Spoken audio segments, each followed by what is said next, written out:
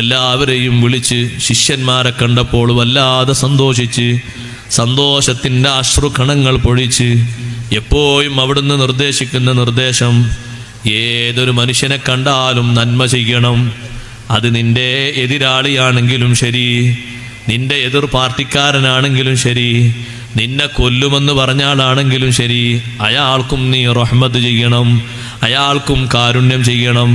എല്ലാ വർഷവും ഹദീസിൻ്റെ തുടക്കം കുറിക്കുമ്പോൾ, സ്വഹീഹുൽ ബുഖാരി തുടങ്ങുമ്പോൾ, ഈ വർഷം വരുന്ന വർഷം ശവ്വാലിൽ പോയാൽ നിങ്ങൾക്ക് കാണാം, അവിടത്തേക്ക് അല്ലാഹു ആഫിയത്തുള്ള ദീർഘായുസ്സ് കൊടുക്കട്ടെ.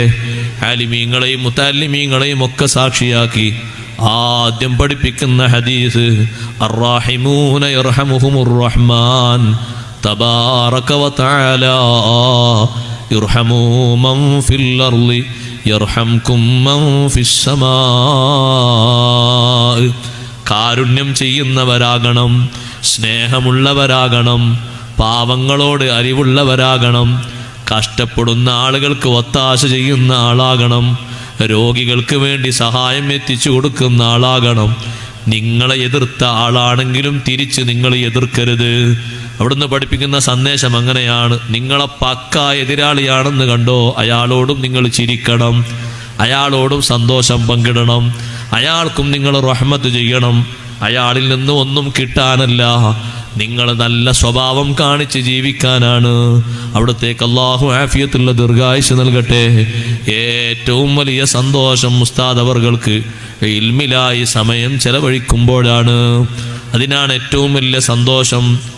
സഹോദരങ്ങളെ, ഉലമായിനെ സംബന്ധിച്ചിടത്തോളം അവർക്കുള്ള ഏറ്റവും വലിയ ഗുണവും ഇൽമുമായിട്ട് സമയം ചെലവഴിക്കലാണല്ലോ.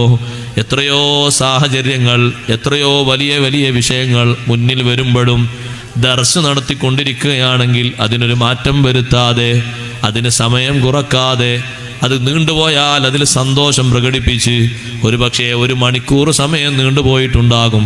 നബി സല്ലല്ലാഹു അലൈഹി വസല്ലം തങ്ങളെ മദ്ഹ് അങ്ങനെ പറഞ്ഞ് 1 പരിപാടി 2 പരിപാടിയൊക്കെ മുടങ്ങിക്കാണും. എന്നാലും സന്തോഷം മുതല്ലിമീങ്ങളോടൊപ്പം ഇൽമ് ചർച്ച ചെയ്യലാണ്. അല്ലാഹു അടുത്തേക്ക് ആഫിയത്തുള്ള ദീർഘായുസ്സ് നൽകട്ടെ. എല്ലാവരും അവിടുത്തെ ആയുരാരോഗ്യത്തിന് വേണ്ടി, നമ്മുടെ ഉലമാക്കൾ സദാത്തുക്കളുടെ ഹിമ്മത്തിന് വേണ്ടി, ഇസ്സത്തിന് വേണ്ടി പ്രത്യേകം ദുആ ചെയ്യണം. റജബിൻ്റെ ഏറിയ എല്ലാ രാവുകളിലും പ്രാർത്ഥിക്കണം. നമ്മുടെ ഉസ്താദുമാര് സദാത്തുക്കൾ നമുക്ക് വലിയ കാവലാണവർ. അവർക്ക് അല്ലാഹു ഹിമ്മത്തും ഇസ്സത്തും ഉത്തരോത്തരം ഉയർത്തി കൊടുക്കട്ടെ.